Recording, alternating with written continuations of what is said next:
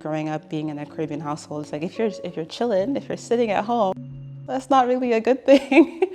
It's like, why aren't you working? Why aren't you doing something with yourself? Why are you being whatless? Like, you go around thinking that, and then that built up into your adult life that you can never have a seat to relax in. As a community of Black women, like asking for help kind of is hard for most of us sometimes, and we also need the extra boost of encouragement to know that if you ask for help, it's going to be given to you, or at least the effort to help you out is going to be given to you. My name is Kiona Lawrence. I am 25 years old. I am a nurse and a business owner of Live Juicery, amongst being a mother of twins.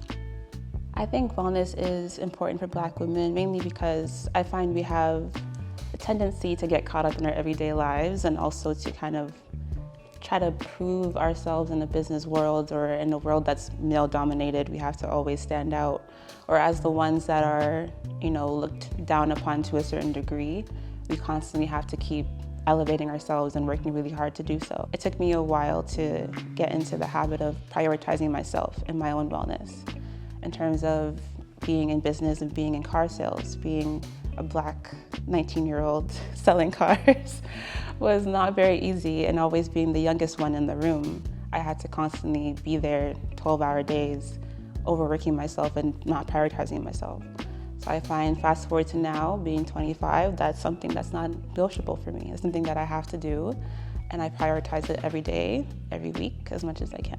In the beginning, it was very, very hard for me to even prioritize or pinpoint certain times in my day where I can incorporate that wellness. So I would wake up, get the kids ready, go to work, come home, make dinner, put the kids to bed. There was really no time for Kiona in there. Now at the point where I wake up now at say 6, 7, and I can at least get a prayer in and just be one with myself and meditate in a way where there's no distractions. And then from there, I can even cater to my kids, because I can't cater to them if I take care of myself first. So that's very important for me. Even being a Black woman and also realizing we will feed our kids and not feed ourselves, and go to work and be like, oh, I totally forgot about myself. When I come home from work, I always prioritize at least an hour to myself, even to the point where now my kids know mommy needs her hour to just decompress, in a sense where I work with patients that are, of course, very sick all day long. And that energy can also transfer with you as you leave the hospital.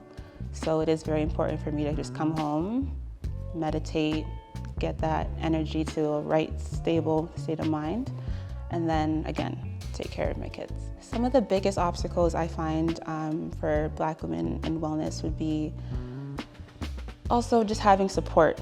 Because it's one thing to be, let's say, a single mother and you have to take care of your kids. That's not, it's something you can really choose on a day-to-day basis. But if you don't have the support to even have someone watch your kid for an hour so you can just sit outside and enjoy outside, over time that can alter, that can build up inside of you. And I feel like I'm very fortunate to have a really strong family support, friendship support, the people that will be like, you know what, Kiona, you worked 3 12-hour days, go away for a couple days, we got you. Soft life means to me is coming to a conscious state of mind of you can have nice things, you can do amazing things, you can go to the best restaurants, you can take solo vacations, and that's okay. So personally, I prioritized that for the very first time last year, where I took my first solo vacation. This came to a realization of I've never been away from my kids since they were born for more than 40 hours. From they were born till they were 6, and I took that vacation. And I left for 4 days by myself to take a vacation. And I realized, I started thinking oh my God, this is my soft life era. It was very funny for me, but I was no, I worked really hard for this. I've been grinding for so long. I never took a reset to just get myself together. Soft life really targets the people that are in the spotlight. So if you go on Instagram right now, it's, it's Ari, it's Jada Wada, it's those women that are, portraying the soft life in terms of being spoiled to insane amounts off of the expense of someone else, right? And then a lot of Black women will see that and be like, oh my God, I want that for myself. But you have to realize that also comes at a cost. which is not in the reality of most of us. So I feel like it's really targeted towards that demographic and not really specific to people that actually have like a real reality, genuine life. My juicery, called Live Juicery, was inspired basically off just the fact that I was not being healthy. And during COVID, I was in nursing school, also having my daughters be homeschooled at the same time. Of course, with the gyms being closed, outside was just not a thing. I wasn't really in a position to like go for a walk and leave them there and really just, be by myself. So I had to find healthy alternatives to be healthy. One day I started just making drinks in my kitchen. I made dandelion greens with kale and green apples. That was the first drink I ever made my whole life. And I tried it and I was like, oh my God, this is like really, really good. And I brought it to my mom and she loved it. She then asked for like 2 liters worth of it to just help her. Like she said it helped her detox. She felt much better after. So I was like, okay, I made some for her. I started experimenting with more drinks, more flavors. I had a housewarming party and I invited all my friends and I only had my drinks. And I gave it to everyone there and they all loved it.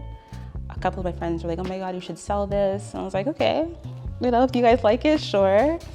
So I started cultivating it in a way where it was just for them, but I was also using it as a way for myself to like lose weight. Not many people know this, but I was actually 215 pounds just last year. And I used my drinks and also started going for walks as things were opening up to start shedding the weight. Like I would do workouts in my room, in my living room if I could, and only drinking juices, like 3 to 4 times a day. No skip the dishes, I stopped doing that throughout the pandemic. No more skip, no more junk food, it was just straight juices. Maybe after 4 months or so, I was down to like 185. And then the gyms opened up, so I got back into that. Cultively, after a year, I was down 50 pounds.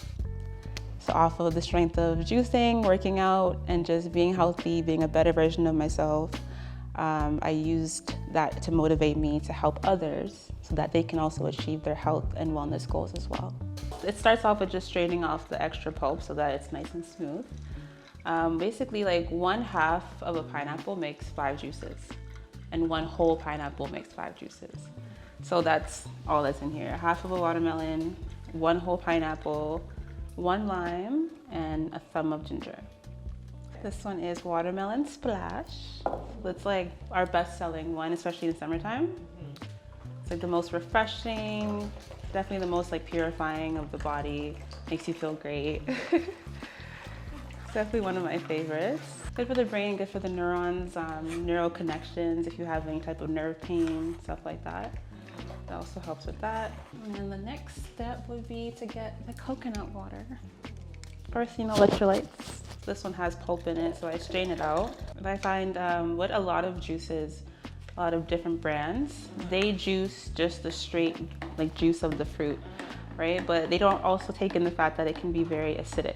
So the way I use like the alkaline aspect of the coconut water to combat the acidity of the fruits. There's always the stigmatism of even, I would say for most Black Jamaican girls, that it's like, you can't look a certain way because it's gonna attract certain types of things.